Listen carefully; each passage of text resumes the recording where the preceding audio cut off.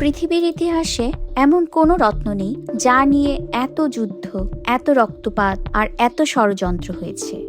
এর ঔজ্জ্বল্য যেমন চোখ ধাঁধিয়ে দেয়, তেমনি এর ইতিহাস বয়ে আনে অন্ধকার। আমরা কথা বলছি কোহিনূর নিয়ে। বলা হয় এই হীরাটির মালিকানা যার কাছে গেছে তার কপালে জুটেছে কেবল পতন আর মৃত্যু। এটি কি কেবলই একটি হীরা, নাকি কোনো প্রাচীন অভিশাপ?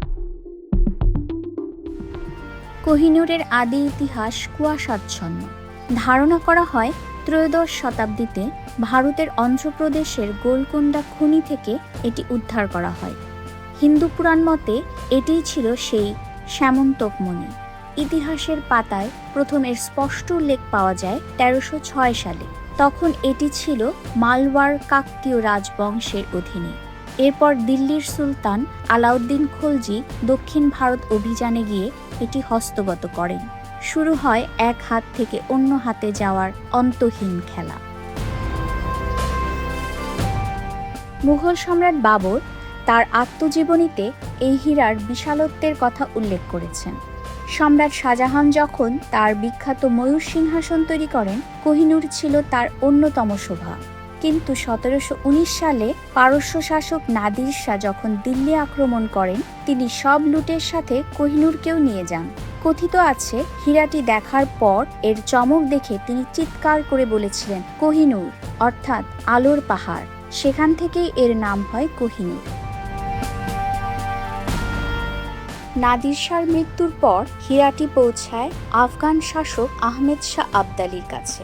১৮১৩ সালে শিখ মহারাজা রণজিৎ সিং আফগানদের কাছ থেকে এটি উদ্ধার করে পুনরায় ভারতে ফিরিয়ে আনেন। তিনি এটিকে তার হাতের বাজুবন্ধে পরতেন। রণজিৎ সিং এর মৃত্যুর পর তার উত্তরসূরিদের মধ্যে শুরু হয় চরম বিশৃঙ্খলা।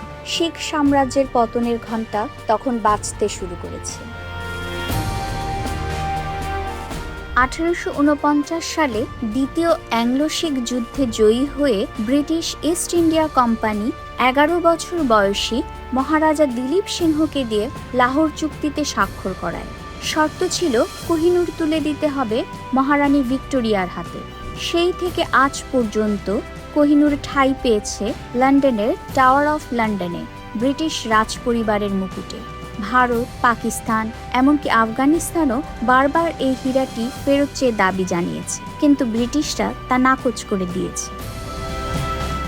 কোহিনূর কি শুধুই একটি হারানো মূল্যবান পাথর, নাকি ভারতের হারানো গৌরবের এক রক্তাক্ত স্মারক? ইতিহাস বলে এই হীরাটি যার কাছেই গেছে তার সাম্রাজ্য ধুলোয় মিশেছে।